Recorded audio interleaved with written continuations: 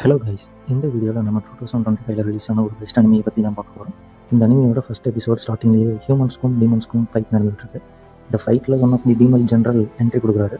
அவர் பார்த்ததும் நம்ம ஹீரோவோட ஸ்குவாட்லேருந்து ஒரு மெம்பரும் ஃபைட்டுக்கு என்ட்ரி கொடுக்குறாங்க. இவங்க ரெண்டு பேரும் சண்டை போட்டுட்டு இருக்கும்போது நம்ம ஹீரோவும் கூட இருக்கிற மீத ரெண்டு பேரை கூட்டிகிட்டு டீமன் கேஸில் நோக்கி நடந்து போயிட்டுருக்காங்க.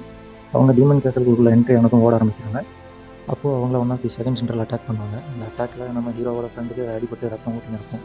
உடனே நம்ம ஹீரோ கையில் அவனோட ஃப்ரெண்டை பார்த்து தேரான் அப்படின்னு சொல்லி கற்றுறாரு. நீ இங்கேருந்து கிளம்பு, இந்த டீமனை நான் பார்த்துக்கிறேன் அப்படின்னு அவர் சொல்ல, இவர் வேறு வழி இல்லாமல் ஒரு மாதிரி சௌகமாக மூஞ்சி வச்சுக்கிட்டு தயவு செஞ்சு நீ செத்துறாதுன்னு சொல்லிட்டு கூட இருக்கிற ஃப்ரெண்டை கூட்டிகிட்டு கிளம்பிடுவார். நம்ம ஹீரோட ஃப்ரெண்டும் வந்து பார்த்திங்கன்னா ஸ்வாட் எடுத்து அந்த டீமன் கிட்ட சண்டை போட பொறுமையாக நடந்து போயிட்டுருப்பாரு. அப்படி போயிட்டு இருக்கும்போது அந்த இடத்துல கட் பண்ணி நம்ம ஹீரோவும் ஃப்ரெண்டும் டீமன் கிங்கோட ரூமுக்குள்ளே என்ட்ரி ஆவாங்க. என்ட்ரி ஆகி போயிட்டு இருக்கும்போது அங்கே யாருமே இருக்க மாட்டாங்க, வெறும் மேஜிக் ஸ்டோன் மட்டும் தான் அங்கே சுற்றிட்டு இருக்கும். அதை பார்த்துட்டு என்ன இது யாரையும் காணாமல் பொறுமையாக போயிட்டு இருக்கும்போது மேலே இருந்து மேஜிக் பால்ஸ் வந்து அவர் அட்டாக் பண்ணும். அப்படி அட்டாக் பண்ணும்போது அவரும் ஸ்வாட் வச்சு டிஃபெண்ட் பண்ணும்போது ஒரு பால் அவர் லெக்கில் போட்டு மண்டி போட்டுருவாரு.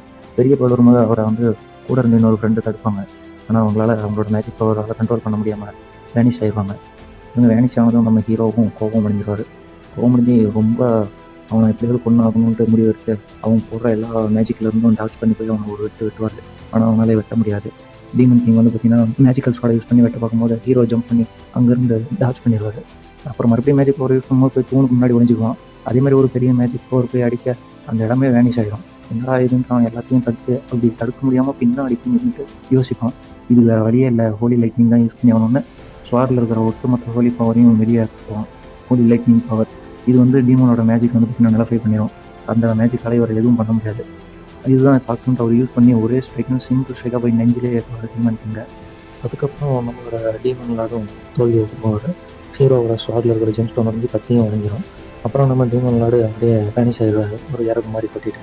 அவ்வளோதான் சண்டை முடிஞ்சிருச்சுன்னு சொல்லி நம்ம ஹீரோ வண்டி போட்டு கீழே வந்து நான் இதுக்காக என்னோடய வாழ்க்கையில் எல்லாத்தையும் இழந்திருக்கேன், என்னுடைய நண்பரோட காதல் எல்லாத்தையும் இழந்திருக்கேன் அப்படின்னு சொல்லி நினச்சிக்கிட்டேன். ஒரு வழியாக இந்த சண்டை முடிஞ்சிச்சு அப்படின்ட்டு அப்படியே மயங்கி கீழே விழுந்துருவார். கீழே விழுந்ததுக்கப்புறம் அந்த ஜெம் ஸ்டோன்லேருந்து வெளிச்சம் பிரகாசமாக அடிக்கும். என்னடா ஏதோ வெளிச்சம் அடிக்குது அப்படின்னு சொல்லி பொறுமையாக வந்துருச்சு அந்த ஜெம் ஸ்டோனை பார்ப்பாரு நம்ம ஹீரோ கையில். அப்புறமேட்டு பொறுமையாக அந்த ஜெம் ஸ்டோனை போய் எடுப்பார். அதை பிடிச்ச உடனே அவரை சுற்றி ஒரு மேஜிக்கல் சர்க்கிள் ஃபார்ம் ஆகி அவர் அப்படியே டைம் ட்ராவல் பண்ணி பாஸ்ட்டுக்கு கூட்டிகிட்டு போய் விட்டுரும். அதுக்கப்புறம் நம்ம ஹீரோ கண்ணு முடிச்சு பார்க்கும்போது அவரோட ரூமில் படுத்துக்கிட்டு இருப்பாரு. ஒன்று என்னது என்னோட ரூமுக்கு நான் எப்படி வந்தேன் அப்படின்ட்டு நினச்சி பார்ப்பாரு. அதுக்கப்புறமா தான் அவருக்கு ஞாபகம் வரும், ஒரு வேளை இதெல்லாம் கனவாக இருக்குமோ அப்படின்ட்டு ஒரு நிமிஷம் நம்மளுடைய வில்லேஜ் அப்படின்னு சொல்லிட்டு விண்டோ ஸ்க்ரீனை திறந்து வெளியே பார்ப்பாரு. அப்போ தான் அவருடைய ஹோம் டவுன் வந்து பார்த்திங்கன்னா பற்றி எரிஞ்சது இப்போ நார்மலாக அப்படியே இருக்கும். அதை பார்த்தவருக்கு ஆனந்த கண்ணீரே வந்துக்கிட்டே இருக்கும்.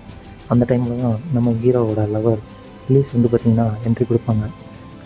என்ன பண்ணுற, எழுந்துட்டியா, நான் உனக்காக சாப்பாடெல்லாம் ரெடி பண்ணிட்டேன், கீழே வா அப்படின்ட்டு சொல்லிவிட்டு என்னாச்சு உனக்கு, ஏன் ஒரு மாதிரியாக இருக்க அப்படின்னு சொல்லிட்டு கிட்ட வருவாங்க. கிட்ட வந்து அவன்கிட்ட கேட்கும்போது அவளை பார்த்து அவன் உடனே அவளை கட்டி பிடிச்சிக்கிட்டு ப்ளீஸு நான் உன்னை ரொம்ப மிஸ் பண்ணுறேன் அப்படின்னு சொல்லுவான். அவளும் உடனே முகமெல்லாம் சவுண்டு வெக்கத்தில் என்ன சொன்னேன் அப்படின்ட்டு என்னடா பண்ணுற அப்படின்னு கேட்பாள். அவன் உடனே இது நிஜமாலுமே ட்ரீமாக தான் இருக்கணும் அப்படின்னு சொல்லி அழுந்துக்கிட்டு அவனோட கையை லீஸோட பட்டில் வச்சு ஒரு மாதிரி டைட்டாக பிடிப்பான். அவளுக்கு உடனே ஒரு மாதிரி ஆகி அப்புறம் ரெண்டு பேரும் பெட்டில் சாஞ்சி படுத்துவாங்க. அதுக்கப்புறம் லீஸ் வந்து பார்த்திங்கன்னா இவன் என்னமோ பண்ணுறான்ட்டு அவனை தள்ளி விடுவாள். தள்ளி விட்டதுக்கப்புறம் வகுத்துலேயே ஒரு இழுத்து ஒரு மனுச்சு விட்டுட்டு நீ என்னடா நினச்சிக்கிட்டு இருக்கிற, நீ இப்போ என்ன பண்ணன்னு எனக்கு தெரியல, ஆனால் இதுக்கு வந்து பார்த்திங்கன்னா எனக்கு டைம் வேணும், நான் இதுக்கெல்லாம் ப்ரிப்பேர் ஆகணும், இந்த மாதிரி இதெல்லாம் நான் பண்ணது கூட இல்லை அப்படின்னு சொல்லி திட்டிட்டு இங்கேருந்து போட காம வரிச்சவன்ட்டு வெளியே போயிடுவான். நம்ம ஹீரோவும் உடனே வயிற்றை பிடிச்சிக்கிட்டு அங்கே பெட்டில் பார்க்க இந்த மேஜிக் ஸ்டோன் அங்கே இருக்கும். ஸோ அப்போ இது நிஜமாலுமே ட்ரீம் கிடையாது, இது உண்மையாலுமே நடந்த ஒரு விஷயம் அப்படின்னா நான் வந்து டைம் ட்ராவல் பண்ணி தான் ரிட்டர்ன் வந்திருக்கணும் அப்படின்னு நினச்சிக்கிட்ட கீழே வந்து பார்ப்பான். அங்கே சமைச்சு வச்சுருப்பாங்க. சாப்பாடை பார்த்தீங்கன்னா அவனுக்கும் சாப்பிடணுன்ட்டு பசி எடுத்துக்கும். அது இந்த மாதிரி சாப்பாடு சாப்பிட்டு ரொம்ப நாள் ஆகுது அப்படின்னு சொல்லி டேஸ்ட் பண்ணி பார்க்கலாம் அப்படின்ட்டு உட்காந்து சாப்பிட ஆரம்பிப்பான். கொஞ்சம் ஊற்றி டேஸ்ட் பண்ணதுன்னு அப்பா செம்மையாக இருக்குது, ரொம்ப வருஷம் இருக்குது இந்த மாதிரி சாப்பாடு சாப்பிட்டு அப்படின்னு சொல்லி அங்கே இருக்கிற எல்லா சாப்பாட்டையுமே சாப்பிட்ருவான்.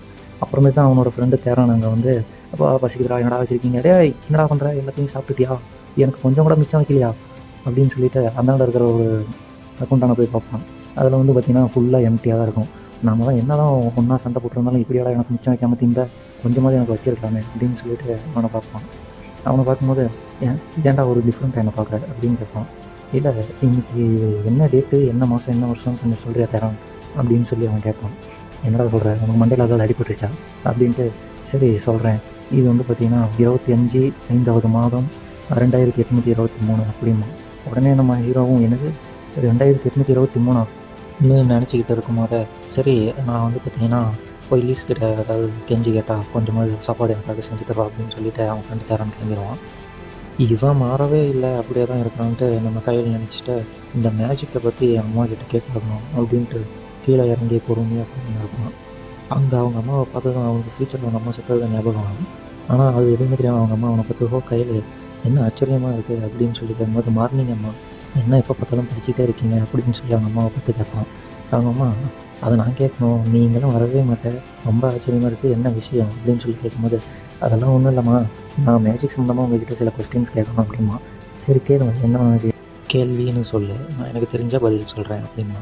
நான் மேஜிக் யூஸ் பண்ணி நம்மளால் பாஸ்ட்டுக்கு போக முடியுமா அப்படின்னு சொல்லி கேட்கும்போது, அதுக்கு பாசிபிள் இருக்குது அப்படின்னு சொல்லி அவங்க அம்மா சொல்லிகிட்டு இருப்பாங்க. ஆனால் அதுக்கு நிறைய மேஜிக்கல் எனர்ஜி தேவைப்படும் அப்படின்னு சொல்லி அவங்க அம்மா எக்ஸ்பிளைன் பண்ணிகிட்ருப்பாங்க. அப்படி ஸ்டோர் பண்ண மில்லியன் வருஷம் ஆகும்போது வேறு ஏதாவது மேஜிக்கல் ஐட்டம் வச்சு பண்ண முடியுமான்னு கேட்கும்போது, மேஜிக்கல் ஐட்டம் அது நல்ல ஐடியா தான், ஆனால் அந்த மாதிரி வச்சு பண்ணணும்னாலும் அதுக்கு நிறைய மேஜிக்கல் பவர்ஸ் அதில் ஸ்டோர் பண்ணி வைக்கணும் அப்படின்னு சொல்லி சொல்லும்போது, ஒருவேளை இதுக்கு ஏதாவது டார்க் ரிச்சுவல் இந்த மாதிரி வச்சு ஏதாவது பண்ண முடியுமா அப்படின்னு சொல்லி கேட்கும்போது, ஹியூமன் சாக்ரிஃபைஸ் இந்த மாதிரி லைஃப் சாக்ரிஃபைஸ் வந்து பண்ணி உயிர்களை பலி கொடுக்கறது மூலமாக நம்ம மேஜிக்கல் பவராக கன்வெர்ட் பண்ணி ஸ்டோர் பண்ணலாம். ஆனால் இதெல்லாம் உனக்கு எப்படி தெரியும் அப்படின்னு சொல்லி கேட்க, இல்லைம்மா ஒரு புக்கில் படித்தேன் அப்படிமா. சரி, ஆனால் இந்த மாதிரி விஷயங்கள்லாம் நானே செஞ்சது கிடையாது, செஞ்சவங்களையும் பார்த்ததும் கிடையாது, இது ரொம்ப பழமையானது, நாங்களே புத்தகங்களில் தான் படிச்சிருக்கோம் அப்படின்னு சொல்லி சொல்லுவான். ஐ திங்க் இந்த புக்கில் இருக்கும் அப்படின்னு நினைக்கிறேன்னு போய் அவங்க அம்மா அந்த புக்கை எட்டி எடுத்துகிட்டு இருப்பாங்க. புக்கா அப்படின்ட்டு வேன்னு பார்த்துட்டு இருக்கும்போது அவங்க அந்த புக்கை எடுத்துகிட்டு வந்து இந்த புக்கு தான் நினைக்கிறேன் அப்படின்ட்டு பார்த்துட்டு இருக்கும்போது, கிடச்சிருச்சு, இது வைப்பார் இங்கே இருக்குது, ஒரு டிவைன் ட்ராகனோட ஹார்ட் வந்து பார்த்திங்கன்னா இதுக்கு ஏற்றதாக இருக்கும், அது வந்து பார்த்திங்கன்னா 1000 வருஷமாக அதோட எனர்ஜியை மேஜிக்கல் எனர்ஜியை சேவ் பண்ணி வச்சுருக்கோம். ஸோ அந்த மாதிரியான ஒரு ஆர்டிஃபேக்ட் நமக்கு கிடச்சிச்சின்னா நம்மளால் டைம் ட்ராவல் பண்ண முடியும் அப்படின்ட்டு, சரி எனக்கு பசிக்குது போய் சாப்பிடலாம் அப்படின்னு சொல்லி அவங்க அம்மா கூப்பிடுவாங்க.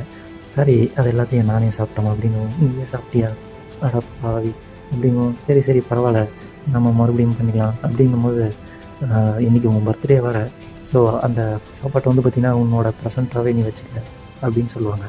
அவன் இருந்துக்கிட்டு எந்த பையனுக்கு அவங்க அம்மா இந்த மாதிரி சீப்பான கிஃப்டெல்லாம் அவனுக்கு கொடுப்பாங்க அவன் பர்த்டேக்கு அப்படின்னு கேட்டுட்டு தனியாக வந்து உட்காந்துக்கிட்டு இருப்பான்.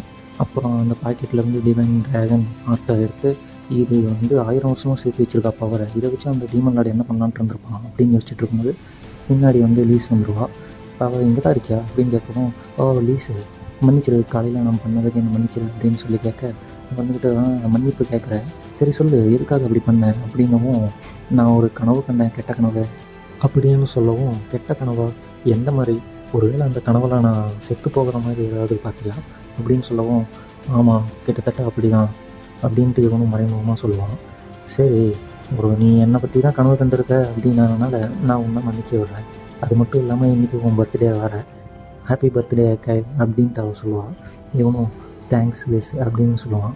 அப்படியே அவன் இமேஜினேஷனில் நம்ம ஊர் தான் டீமன் வாழ்கிற இடத்துக்கு ரொம்ப பக்கத்துலேயே இருக்குது, டீமன்ஸ் அட்டாக் பண்ண வந்தால் ஃபஸ்ட்டு பலி ஆகிறது நம்ம ஊராக தான் இருக்கும்.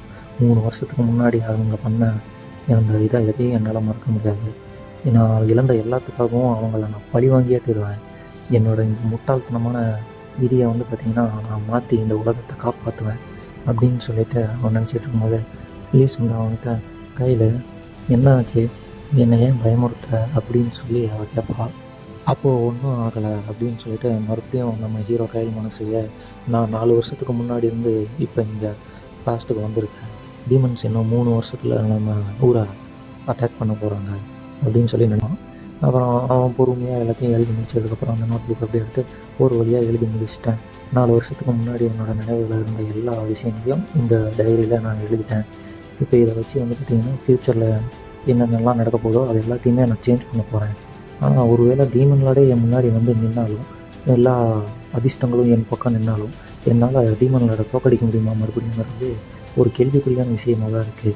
அப்படின்னு இந்த உடம்பு வந்து பார்த்திங்கன்னா இப்போ ரொம்ப வீக்காக இருக்கும், 3 வருஷத்துக்கு பின்னாடி நான் வந்திருக்கிறதுனால என்னோடய பழைய ஸ்ட்ரென்த் இந்த உடம்புல இருக்குமா என்னன்னு தெரியல, இருந்தாலும் எதுக்கும் நம்ம பரிசோதித்து பார்க்கலாம், பரிசோதிச்சுட்டு அதுக்கப்புறம் முடிவெடுக்கலான்ட்டு பக்கத்தில் இருக்கிற அந்த வாழை எடுத்துகிட்டு ட்ரைனிங்க்கு வெளியே போயிடுவான். அவ்வளோதான் இதோட ஃபஸ்ட் எபிசோடு முடிஞ்சிருச்சு. Please subscribe this channel.